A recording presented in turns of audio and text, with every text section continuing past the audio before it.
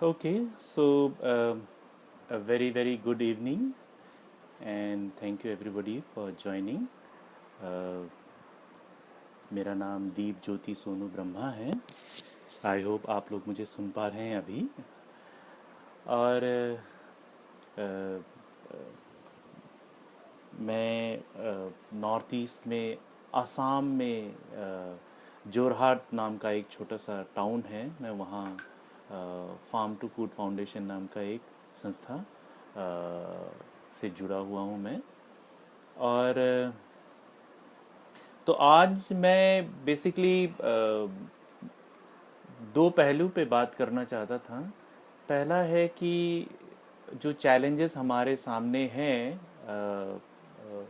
Challenges जैसे हमारे Covid है, और जैसे अभी कोविड के दौरान जो एजुकेशन को लेके लोगों में जो बातचीत हो रही है, एक एक तरह का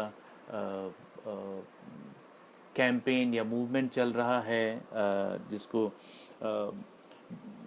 जिस पर एक बहुत ही बड़ा ग्रुप बन गया है. एक तरफ दूसरे तरफ दूसरा ग्रुप है. तो ये जो है जिसको हम लोग कहते हैं कि डिजिटल एजुकेशन और ऑनलाइन एजुकेशन. तो जब हम लोग ऑनलाइन एजुकेशन की बात करते हैं तो ऑनलाइन एजुकेशन ऑटोमेटिकली हमें एक डिजिटल डिवीज़न की तरफ लेकर जाता है. क्योंकि हमारे सोसाइटी में ऑलरेडी ऐसे स्ट्रक्चरल सिस्टम्स बने हुए हैं, ऐसे ऐसे डिविजन्स ऑलरेडी बने हुए हैं, जिसके वजह से जो भी नया चीज़ आप उसमें डालेंगे तो automatically will have the impact of the already existing system.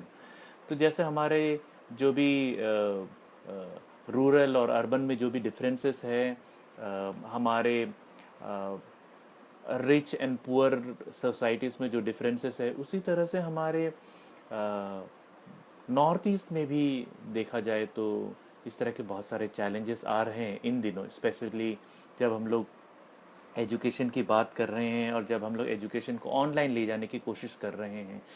तो I wanted to talk about this challenges of COVID and the challenge of digital division in the context, in the region and in the area called northeast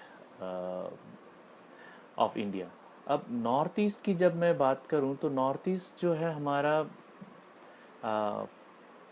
लगभग लगभग 8 state से बना हुआ है हमारा. और तकरीबन 4 करोड़ के आसपास का पॉपुलेशन है. नाउ जब हम लोग नॉर्थ ईस्ट कहते हैं, वो मुझे लगता है कि it is a misnomer. It is not exactly correct to say north east. क्योंकि नॉर्थ ईस्ट में there are about 8 states like I said, and there are so many different culture. There are about 200 languages and dialects in the northeast. Assam में बहुत सारे languages और dialects हैं. अरुणाचल को देख लें या नागालैंड को देख लें, तो इतने सारे हमारे डिविजन्स हैं, वेरिएशंस है लैंग्वेजेस के, कल्चर्स के वेरिएशंस हैं. तो उनको एक खंड में डालना, एक ब्लॉक में डालना थोड़ा सा आई थिंक नाइंसाफ़ी है. तो इसीलिए आई वुड थिंक कि नॉर्थ ईस्ट अगर हम कहें तो वो थोड़ा सा गलत होता है. जैसे हम लोग अगर नॉर्थ इंडिया बोल दें और कहें कि ये नॉर्थ इंडिया जो है ऐसा रहता है, नॉर्थ इंडिया में वैसे लोग हैं, नॉर्थ इंडिया में ऐसे खान पान होता है. That's not true for the north India. North India में भी बहुत अलग अलग वेराइटीज़ ऑफ कल्चर्स हैं, लोग रहते हैं, हिस्ट्री है उनका. उसी तरह से हमारे नॉर्थ ईस्ट में भी बहुत अलग अलग तरह के कल्चर्स हैं, हेरिटेज हैं, ट्रेडिशंस हैं. तो इन सब के अपने अपने इम्पोर्टेंस है, अपने अपने स्टेट्स में इनके अपने अपने इम्पोर्टेंस हैं. बट क्या ये जो हमारे ट्रेडिशंस और कल्चर, जो वैरायटी ऑफ ट्रेडिशन और कल्चर है या लैंग्वेजेस है, क्या is it reflected in our education system? I would say no, it is not reflected in our education system. In fact, what is happening is a unification uh, a uniformity of the entire education system, and also what is being uh, uh, you know uh, shared in the name of education. I think बहुत ही that's doing a lot of injustice to our diversity of the region. um, हमार like I said कि हमारे diversity में एक और बहुत बड़ी बात आ जाती है, वो है कि सेल्फ गवर्नेंस। हमारे नॉर्थ ईस्ट में अगर आप देखेंगे, there has been history of self governance, be it the tribal communities, be it the tribal leader, tribal community का अपने अपने अपने अपने गवर्नेंस रूल होता है, कम्युनिटी का कुछ रूल्स होते हैं, कुछ तौर तरीके होते हैं जिसको सब लोग फॉलो करते हैं। So it has never been a centralized governing system.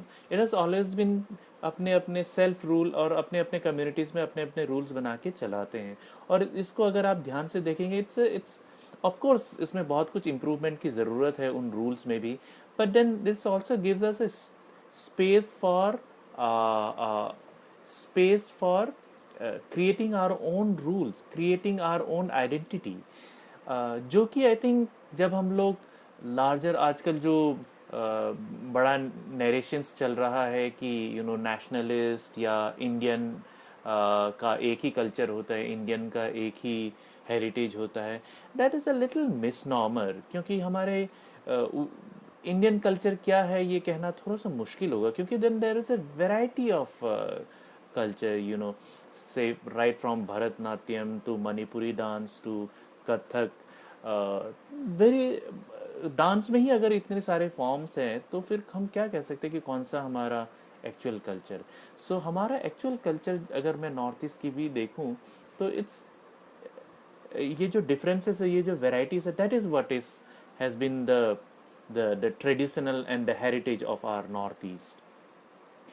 But education system में उस चीज़ को रिफ्लेक्ट नहीं किया गया है, और एजुकेशन में उस चीज़ को हम लोगों ने एडवांटेज लेने की कोशिश नहीं किया है। उसको इनफैक्ट हम लोगों ने दबा के रखा हुआ है। एंड उस सेल्फ गवर्नेंस को लेके बहुत सारे मूवमेंट हुए हैं नॉर्थ ईस्ट में, अभी भी कुछ क्षेत्रों में अभी भी हो रहे हैं। So I don't want to get into that political spaces of self-governance, but what I wanted to say was that कि these indigenous and traditional knowledge कभी भी हमारे एजुकेशन सिस्टम में रिफ्लेक्ट नहीं करता है, हमारे नॉर्थ ईस्ट के एजुकेशन सिस्टम में। उसके अलावा हमारे नॉर्थ ईस्ट में बहुत सारे और भी चैलेंजेस हैं। अभी जैसे हम पूरा India is going through the Covid crisis, फिर बीच में अम्फान आया था, और भी मुंबई की तरफ वेस्ट इंडिया में भी बहुत सारे एक बड़ा सा तूफान आया था। बट हमारे नॉर्थ ईस्ट में अगर मैं देखूँ तो मानसून का टाइम आ गया है। So that brings in a lot of different challenges like कि असम जैसे स्टेट में फ्लड ही फ्लड, इट्स बहुत ही बुरी तरीके का फ्लड होता है हमारे असम में।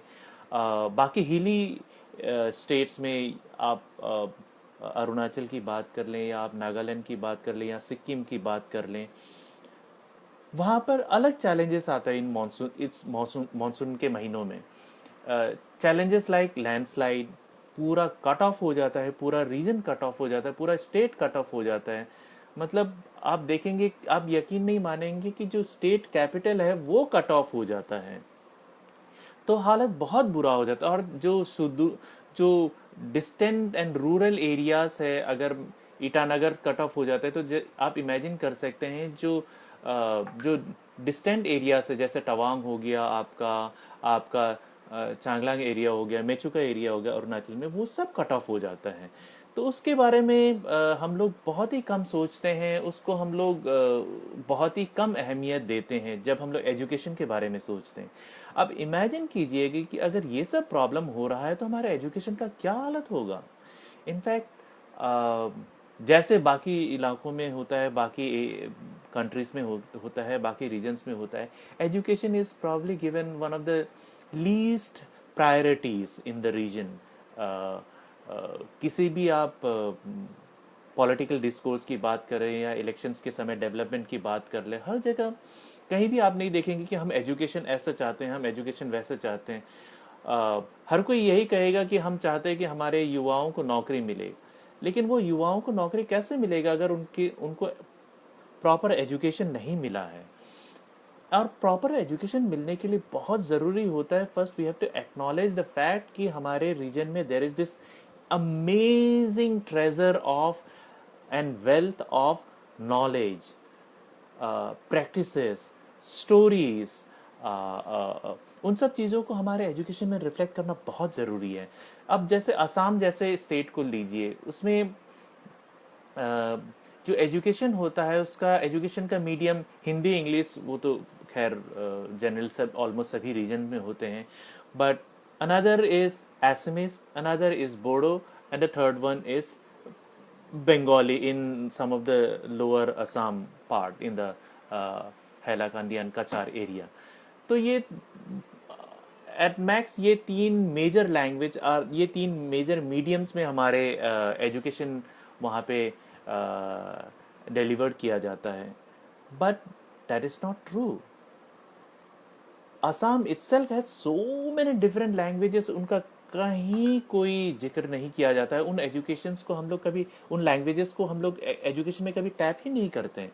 अभी थोड़ा बहुत कोशिश हुआ जैसे कि टी गार्डन के जो अपने लैंग्वेज है उनको यूज़ करने का, but that's also has been, मतलब एक आध किताब प्रिंट हुए होंगे, एक आध क्लासेस हुए होंगे, बट नथिंग बियॉन्ड दैट। हम लोग मदर टंग की, अभी जैसे न्यू एजुकेशन पॉलिसी में मदर टंग की काफ़ी बातचीत करते हैं, but look at north east, look at Arunachal for example. Arunachal में आप यकीन नहीं मानेंगे, हमारा स्टेट लैंग्वेज इज हिंदी, जबकि अरुणाचल के पास खुद ही तकरीबन 15 से 20 लैंग्वेजेस या डायलेक्ट इनके पास उपलब्ध हैं। फिर भी हम लोग उनमें से किसी भी लैंग्वेज को हम लोग प्रायोरिटी नहीं देते हमारे एजुकेशन में। हमारे बच्चे शुरुआत करते हैं हिंदी से, शुरुआत करते हैं इंग्लिश से, तो मदर टंग को तो हम लोग कहीं दूर ही छोड़ देते हैं। सिमिलरली आप बाकी स्टेट्स का भी हालत देखेंगे, वहाँ पे भी मदर टंग एजुकेशन को लेके बहुत ही कम काम हुआ है, बहुत ही कम प्रायोरिटी दिया गया है। प्रॉब्लम उसमें ये भी है कि उन लैंग्वेजेस पे काम बहुत कम हुआ है, उन लैंग्वेजेस में लिटरेचर बहुत कम है, उन लैंग्वेज, और क्योंकि ये सारे जो कम्युनिटीज है इनके traditionally it has been always been oral history, इनको लिख के रिकॉर्ड करके रखने का कम ट्रेडिशन रहा है। बट ये नहीं कि नहीं रहा है, देयर आर, अगर आप ढूंढने जाएंगे तो बहुत सारे आपको मिल जाएंगे, इंस्टेंसेस मिल जाएंगे जहां पर आप इनको आप कर सकते हैं। अ, उसके अलावा अगर मैं असम की ही अगर मैं बात करूं कि डिजिटल डिवाइड की अगर मैं बात करूं असम में, मैं एक छोटा सा उदाहरण लेता हूं, क्योंकि चाय हमारे असम का प्रमुख उत्पाद है, and T is the pride and symbol of Assam. Of course, we have the Rhino, we have the Brahmaputra and other stuff also. But अगर मैं टी गार्डन की बात करूँ, बहुत प्राइड लेते हैं कि हाँ यार, असम के चाय, असम का ये, असम का वो, असम का चाय इज़ वर्ल्ड फेमस। अगर मैं बाहर भी जाता हूँ तो लोग कहते हैं कि हाँ, असम तो चाय के लिए काफ़ी फेमस है। बट क्या हम चाय में, जो चाय के बागानों में जो लोग काम करते हैं, उनको भी उतना ही महत्व देते हैं? क्या उनको भी हम उसी तरह के पेडेस्टल में रखते हैं? I would say no. Tea is pride of Assam, but probably tea garden communities are never, it's probably not the one of the priority in our state. Um, यहीं पर अगर हम देखेंगे, इसमें से बहुत सारे about 60% of population, 60% of worker in the tea garden are daily veg, यानी कि वो डेली लेबरर्स हैं, जिनको तकरीबन बहुत बहुत सारे ऐसे टी गार्डन में लेबरर्स हैं जिन लोगों को 160 रुपए के आसपास डेली कमाई इनकी होती है। तो इतने कमाई में वो लोग कहाँ से अपने पास मोबाइल फ़ोन लाएंगे, कहाँ से टीवी लाएंगे, कहाँ से रेडियो लाएंगे? तो एजुकेशन तो इनके संभव ही नहीं है इनके पास। और अभी हाल फिलहाल में हम लोगों ने इनके साथ काफ़ी काम किया, काफ़ी डेप्थ में जाके इन लोगों के साथ जब हम लोगों ने रिलीफ एंड रिहेबिलिटेशन पे काम करना शुरू किया, वी रियलाइज कि बहुत इन इन इस तरह not just tea garden but बहुत सारे कम्युनिटीज़ में child marriage it's a big big challenge. हमारे यहाँ पर मैं पिछले साल दिसंबर में ही हम कुछ बच्चों के साथ जो काम कर रहे थे, इस मई के महीने में जब हम उनके साथ कांटेक्ट करने गए तो पता चला कि उनकी तो शादी ही हो गया। तो बाल विवाह भी काफ़ी प्रचलित है, काफ़ी जगह पे हो रहा है। और ऑफ कोर्स उसके रिलेटेड जो अर्ली प्रेगनेंसी होता है और बच्चों का जो उस वजह से जो न्यूट्रिशन के चैलेंजेस आते हैं वो तो अलग ही लेवल के होते हैं। तो इस तरह के चैलेंजेस में हम अगर एजुकेशन को देखें और डिजिटली या ऑनलाइन एजुकेशन को देखें तो बहुत सारे चैलेंजेस है। First we need to acknowledge कि there is a big challenge, there is a big gap है ये डिजिटल जिनके पास है, जिनके पास नहीं है। एक बार वो एक्सेप्ट कर लें एंड देन हम लोग अपना एजुकेशन को उस तरह से डिज़ाइन कर सकते हैं, एजुकेशन स्ट्रैटेजी को, प्लान को इस तरह से डिज़ाइन कर सकते हैं जहाँ पर ये सक्सेसफुली हम लोग एजुकेशन हम लोग बच्चों तक पहुँचा पाएँ। अभी जैसे जब केरल में एक अनफॉर्चुनेट घटना हुआ था कि one of the child had committed suicide because she could not access education, online education. तो पूरे इंडिया में काफ़ी शोर मचा था, काफ़ी हल्ला गुल्ला हुआ था, काफ़ी लोगों ने इस बारे में बातचीत किया था। पर हमारे असम में ऑलमोस्ट 2 घटनाएं हो चुका है इस तरह का, जहाँ पे इन लोगों को, इन बच्चों को ऑनलाइन एजुकेशन का एक्सेसिबिलिटी नहीं मिला। तो फिर देन उनको लगा कि नहीं यार, अब तो मैं आगे बढ़ नहीं पाऊंगा, my friends are progressing in terms of education, but I'm lagging behind. I won't be able to compete with my friends. I won't be able to stand next to my friend because मैं बहुत कम पढ़ा लिखा हूँ, मैंने अपना पढ़ाई complete नहीं कर पाई। ये सर बहुत बड़ा इस तरह के नेगेटिव सोच और इस तरह के प्रेशर्स हमारे बच्चों पर आ गया है। इसके वजह से क्या होता है कि इन बच्चों के ऊपर जो प्रेशर के वजह से that many of them take such extreme steps, and we have also seen कि जैसे हमारे एक और एनुअल माइंडलेस इवेंट होता है हर साल, और वो इवेंट है हमारे बोर्ड रिजल्ट्स का डिक्लेरेशन। आप देखेंगे बोर्ड रिजल्ट्स के डिक्लेरेशन से पहले बहुत सारे बच्चे इस तरह एक्सट्रीम स्टेप्स लेते हैं, और रिजल्ट डिक्लेरेशन के बाद भी बहुत सारे बच्चे इस तरह के एक्सट्रीम स्टेप्स लेते हैं। तो I think it's high time we need to talk about that. Okay, there is also a question regarding कि COVID, uh, how will COVID affect problem of child marriages and early marriages in the community? um, तो problem ये होता है कि for example अगर मैं tea garden communities की बात करूं, and this is applicable for any rural community that you can pick up. अगर घर पे कमाई नहीं हो रहा है और अगर घर पे आपके 4 जने हैं जिनको आपको खाना खिलाना होगा, तो यू वुड ऑलवेज प्रेफर कि उन 4 जनों में से मैं सिर्फ 2 जनों को खाना खिला पाऊँ तो बेहतर होगा, क्योंकि कमाई थोड़ा सा कम हो गया तो क्या मैं सिर्फ 2 जनों को ही खिला पाऊँ, क्या मैं 3 जनों को ही खिला पाऊँ, बाकी लोगों को क्या मैं बाहर निकाल सकता हूँ। तो फिर वो क्या करते हैं कि अपने बच्चों की शादी करवा देते हैं। उससे क्या होता है कि एटलीस्ट हमारे फैमिली में एक मुंह कम हो जाएगा जिनको मुझे खिलाना होगा। तो ये भी सोच रहता है। दूसरा ये भी कि चाइल्ड मैरिज के साथ साथ ये भी देखा जाना चाहिए, स्पेशली टी गार्डन एरियाज में, कि इन बच्चों को टी गार्डन में टी लीव्स को प्लक करने के लिए महिलाओं और बच्चों को प्रेफरेंस दिया जाता है, क्योंकि उनका सॉफ्ट हैंड होता है। तो बहुत सारे ये जो बच्चे जिनको शादी करके इनके ससुराल भेजा जाता है, बहुत सारे बच्चे would be engaged in child labour because of the child marriage. And एक बार चाइल्ड मैरिज के में फंस जाता है तो फिर उनके चाइल्ड लेबर बोलिए या उनका सेक्सुअल एक्सप्लॉयटेशन बोलिए या उनका फिजिकल एक्सप्लॉयटेशन हुआ, मेंटल एक्सप्लॉयटेशन हुआ, अर्ली प्रेगनेंसी हुआ, इनका मतलब प्रॉब्लम चलते जाएगा, कहीं नहीं रुकेगा। It starts from child marriage and probably it will only and when that person is on the death bed, या जब उनका देहांत हो जाएगा तभी शायद एंड होगा। So it will keep spiralling spiralling spiralling, it will not and कि अच्छा ससुराल में जाके ये बहुत सुखी रहेगी। ऐसा कतई नहीं होता है। बहुत, मैंने तो शायद ही कभी देखा इस तरह का कि ससुराल में जाके बहुत ही हैप्पी होता है ये बच्ची। तो चाइल्ड मैरिज एक बार स्टार्ट हो जाता है तो फिर बच्चों के ऊपर काफ़ी शोषण होता है, उनके बहुत सारे राइट्स का हनन होता है। अम, उसी में अगर हम लोग देखें कि उनका एजुकेशन का क्या होगा, उनका एजुकेशन नहीं होगा, उनको उनके ससुराल वाले स्कूल नहीं भेजेंगे।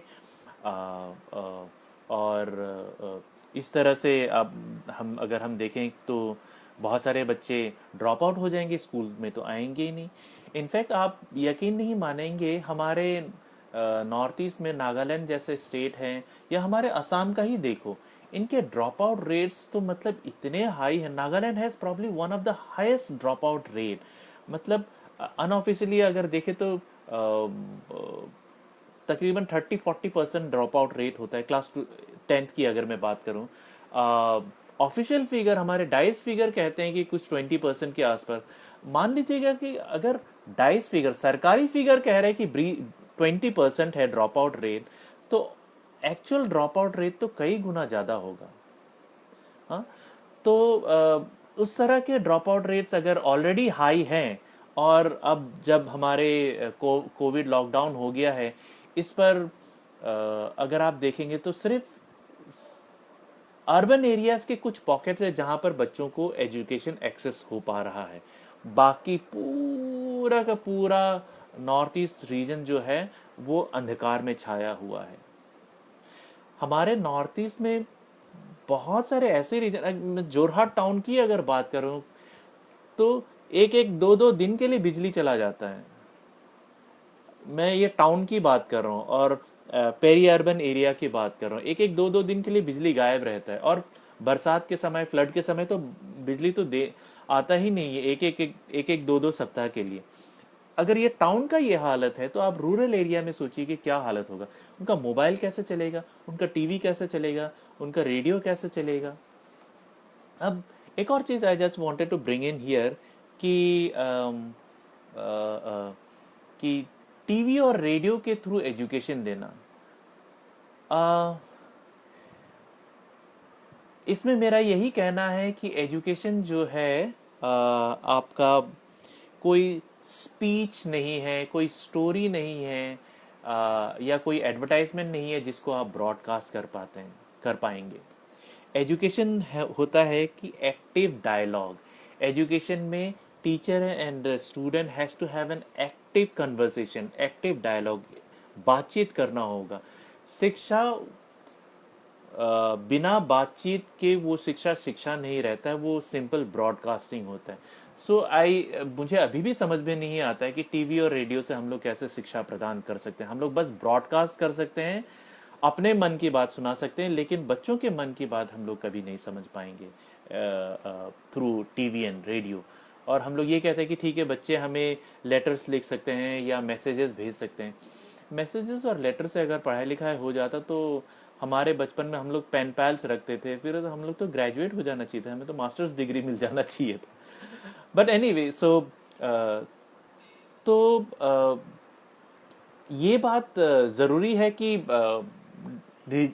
कुछ हद तक डिजिटलाइजेशन या डिजिटल इक्विपमेंट जो है उसकी ज़रूरत है। जैसे जैसे हम लोग मॉडर्न टेक्नोलॉजी एडवांस हो रहा है, हमारे हमारे ये टेक्नोलॉजी जो है हमें सहायता कर रहा है हमें दूर दराज के इलाकों तक पहुंचने के लिए।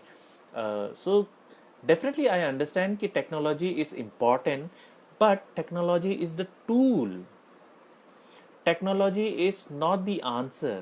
Technology is the tool through which we can we can achieve the solution.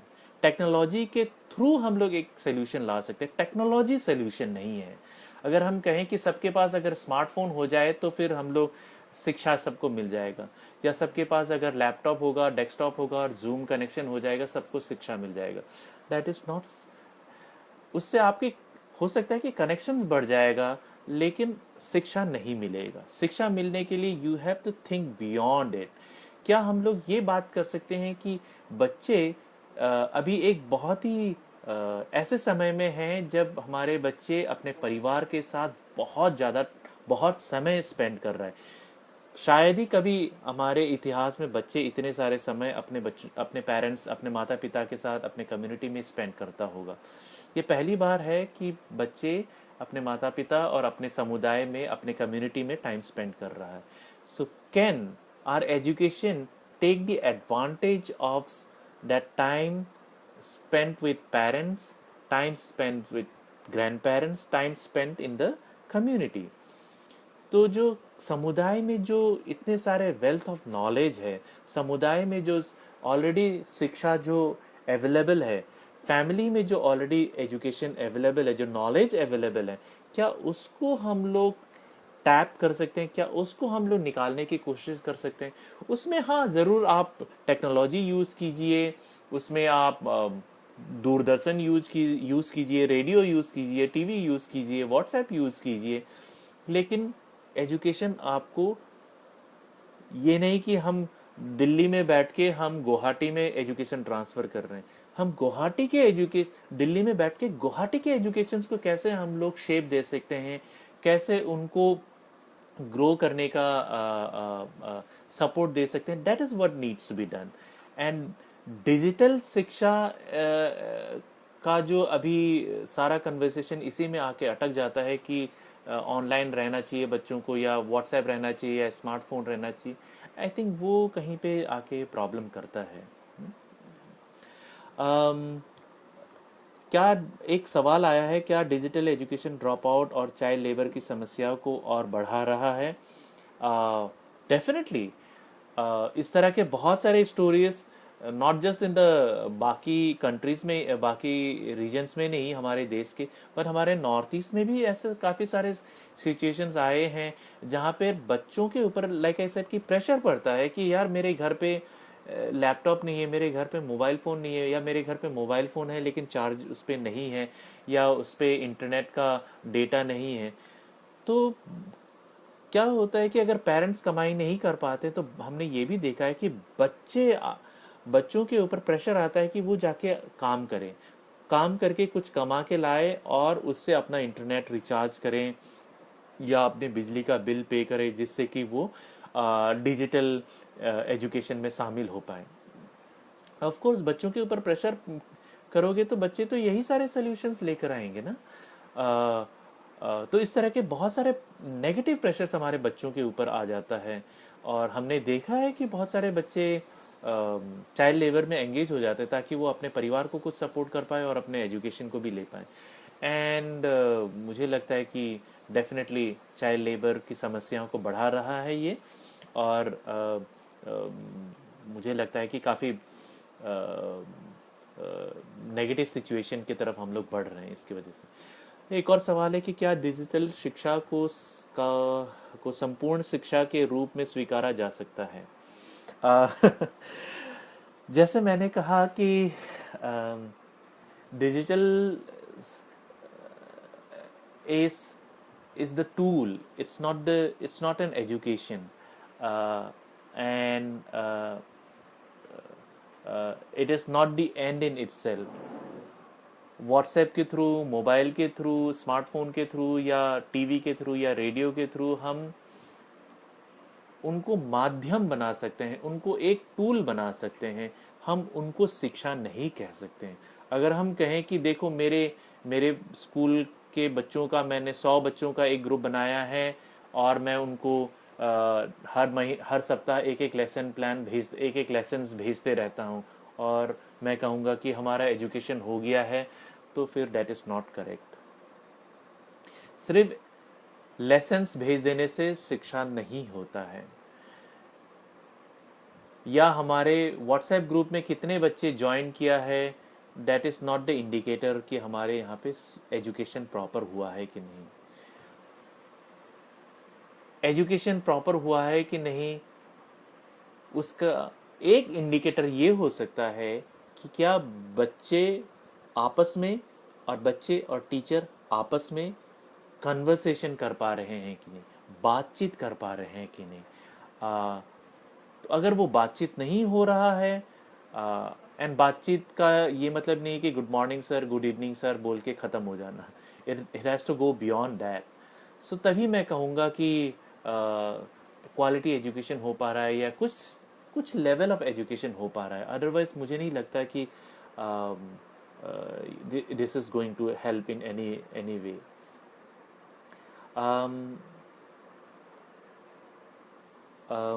किसी ने, हाँ, किसी ने ये भी लिखा था कि बंगाल, केरला और हमारे असम में भी सेम सिचुएशन आया था, जहाँ पे बच्चों के ऊपर प्रेशर पड़ा था, और and they had to take extreme step by taking their life because they could not take on the pressure of not being part of the education system.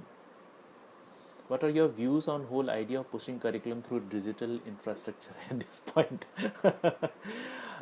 हमारे नॉर्थ ईस्ट में तो ये बहुत ही मुश्किल है। जहाँ तक बहुत सारे ऐसे एरिया है जहाँ पर अभी भी बिजली नहीं है। बिजली के तार और खंबा यकीनन बहुत सारे जगह पर पहुंच गया है, but wire and pole, electric pole and electric wire does not mean कि इलेक्ट्रिसिटी आ गया है उस गांव में। तो इस तरह के बहुत सारे रीजन्स है, बहुत सारे एरियाज है जहाँ पर नहीं है, बिजली नहीं है, इलेक्ट्रिसिटी नहीं है, कम्प्लीटली कट ऑफ है। तो मुझे नहीं लगता है कि digital is the solution for the north east. It can, ये थोड़ा बहुत हेल्प कर सकता है हमारे एजुकेशन को रीच आउट करने के लिए, बट अगर हम लोग इसी पे कम्प्लीटली डिपेंडेंट रहें और कहें कि अगर डिजिटल नहीं दिया तो हमारा रीजन अंधकार में डूब जाएगा, दैट इज़ नॉट ट्रू।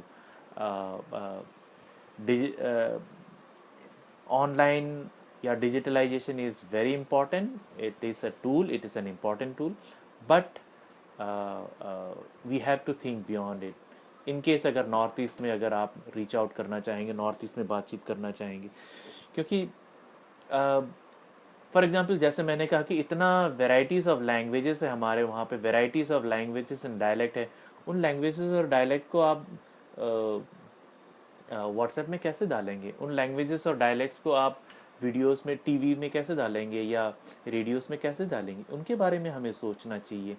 हमारे पास ऑलरेडी जो एग्जिस्टिंग गांव में क्या क्या उनके पास रिसोर्सेज है जिनको यूज़ कर सकते हैं, क्या उसके बारे में सोच सकते हैं। हमारे अभी भी बहुत सारे सरकारी स्टाफ की अगर मैं बात करूँ, अभी भी बहुत सारे हमारे सरकारी स्टाफ जैसे आंगनवाड़ी दीदी हो गई या आशा दीदी हो गई, ये लोग अभी भी गांव-गांव घूम रहे हैं। They are going door to door, they are trying to reach out to each and every household in the region, in the area. उसी तरह से क्या हम लोग अपने टीचर्स को भी एंगेज कर सकते हैं? उसी तरह से क्या हम लोग गांव के लोगों को भी को इन्वॉल्व कर सकते हैं, एंगेज कर सकते हैं क्या शिक्षा प्रदान करने के लिए? इट इज़ हाई टाइम कि हम लोग शिक्षा प्रदान करने के लिए डिसेंट्रलाइजेशन मोड को अडॉप्ट करें। अगर हम कहें कि नहीं, हम एजुकेशन सिर्फ गुवाहाटी से ही देंगे या सिर्फ दिल्ली से ही देंगे, that has to change. I think अभी हमें कोशिश हमारी यही रहना चाहिए कि एक ढांचा या एक स्ट्रक्चर दिया जाए कि ठीक है, this are some of the broad structure जिसके तहत हमें शिक्षा प्रदान करना चाहिए, या इन सारे चीज़ों के बारे, इन सारे बातों के बारे, चीज़ों के बारे में बच्चों को पता रहना चाहिए। एक बड़ा सा स्ट्रक्चर या फ्रेमवर्क दे सकते हैं, लेकिन उनके उस स्ट्रक्चर, उस फ्रेमवर्क के अंदर क्या क्या मसाला होगा और क्या क्या किस किस तरीके से बच्चों को उन एजुकेशन को पहुंचाया जाए और यूटिलाइज, और क्या क्या रिसोर्सेज यूटिलाइज किया जाए, ये हमें आई थिंक लोकल लेवल पे हमें डिसीजन लेना चाहिए। ये डिसीजन आई थिंक हमें डिस्ट्रिक्ट हेडक्वार्टर के लेवल पे डिसीजन लेना चाहिए। हमारे डिप्टी कमिश्नर जो हैं बहुत ही बहुत ही स्किल्ड और केपेबल डिस्ट्रिक्ट कमिश्नर्स हैं, एजुकेशन ऑफिसर्स हैं, उन लोगों को ये रेस्पॉन्सिबिलिटीज़ दिया जाना चाहिए कि क्या हम लोग डिस्ट्रिक्ट लेवल पे एजुकेशन को हम लोग डिज़ाइन कर सकते हैं कि नहीं, क्या हम लोग रिसोर्सेज को डिस्ट्रिक्ट लेवल पे मैपिंग कर पाएंगे कि नहीं। क्योंकि अगर आप नॉर्थ ईस्ट में देखेंगे डिस्ट्रिक्ट टू डिस्ट्रिक्ट भी वैरी करता है। जो जिस तरह का डिस्ट्रिक्ट, जिस तरह का एजुकेशन का स्ट्रक्चर आपके जोरहाट डिस्ट्रिक्ट में काम करेगा, वो कार्बी आंगलोंग डिस्ट्रिक्ट में काम नहीं करेगा। जिस तरह के जिस तरह के एजुकेशन का फ्रेमवर्क आपके चिरांग डिस्ट्रिक्ट में काम करेगा, वो माजुली डिस्ट्रिक्ट में काम नहीं करेगा। तो हमें इन सब चीज़ों को एक्नॉलेज करना होगा और हम लोगों को डिस्ट्रिक्ट लेवल पे ही आई थिंक रेस्पॉन्सिबिलिटी देना चाहिए, तभी जाके हमारा ये एजुकेशन शायद थोड़ा बहुत हम लोग दे पाए। और आई थिंक ये जो समय है, ये जो कोविड-19 के दौरान ये लॉकडाउन जो भी हुआ है हमारे सामने, जो भी सिचुएशन आया है, और अभी हमारे असम में तो नॉर्थ ईस्ट में अभी बाढ़ का मौसम है, फ्लड आया हुआ है, लैंडस्लाइड हो रहा है, ऑफ कोर्स अर्थक्वेक भी अभी रिसेंटली हुआ था। तो लैंडस्लाइड्स, रेन, इस तरह के कट ऑफ्स जो हो चुके हैं, तो आई थिंक हमें it's a high time that we have to use this decentralisation mode, give it out to the district commissioners to decide. उनके पास बहुत ही बढ़िया टीम है, उनको उस डिस्ट्रिक्ट के जो भी रिसोर्सेस अवेलेबल है उनको यूटिलाइज करके एजुकेशन देने की कोशिश करना चाहिए। ना कि हम ये बोले कि आप कुछ मत करो, आप बस एक लैपटॉप दिला दो, एक स्मार्टफोन दिला दो और एजुकेशन हम यहाँ दिल्ली से बैठ के देंगे। I think that has to go away. और हमारे नॉर्थ ईस्ट के लिए particularly it has to definitely go away. मैं होप करता हूँ, मैं उम्मीद करता हूँ कि हमारे नॉर्थ ईस्ट के जितने भी थिंकर्स हैं, जितने भी पॉलिटिकल लीडर्स हैं, वो भी इस बारे में सोचना शुरू करें कि कैसे नॉर्थ ईस्ट में एजुकेशन पहुंचाया जा सकता है, कैसे नॉर्थ ईस्ट में एजुकेशन के क्वालिटी को इम्प्रूव किया जा सकता है। So that's it. किसी को कोई सवाल है तो probably I can go on, otherwise that's it. I can let me take few more questions if people have.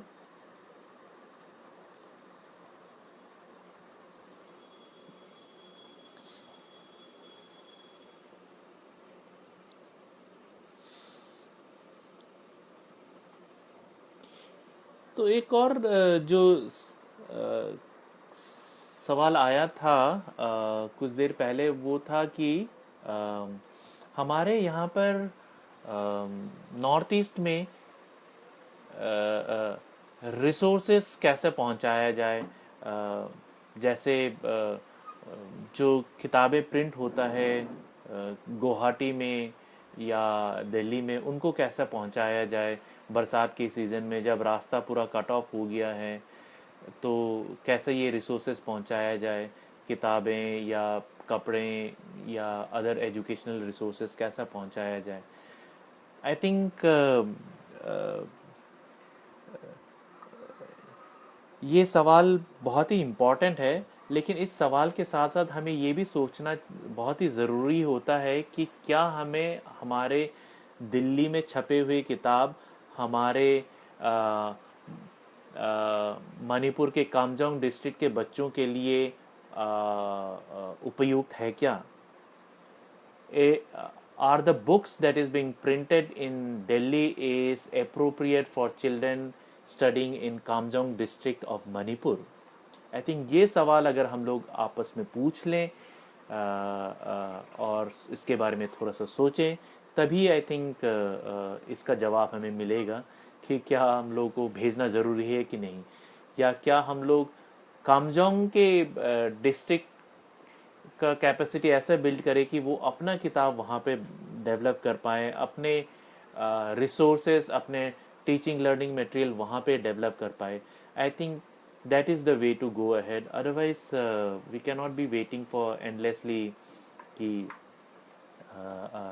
हमारे पास जब तक बाहर से किताब नहीं आएगा, जब तक बाहर से रिसोर्सेस नहीं आएगा, हम पढ़ेंगे नहीं. So I think every district has their own resources, every district has their wealth, has their knowledge system, every community has their knowledge system. तो आई थिंक हमें उन सब नॉलेज सिस्टम को टैप करना चाहिए, उन